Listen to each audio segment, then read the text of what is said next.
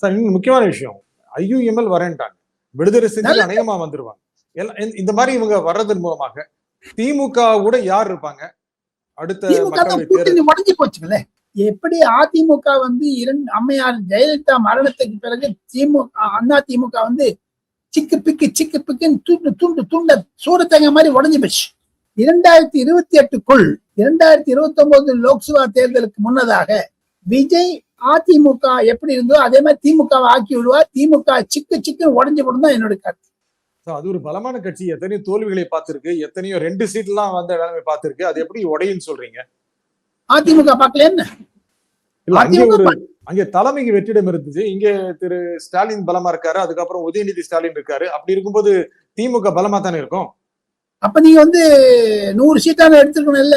210 எடுப்பேன்னு சொன்னவர் 47 50 முடிஞ்சிருக்காரு.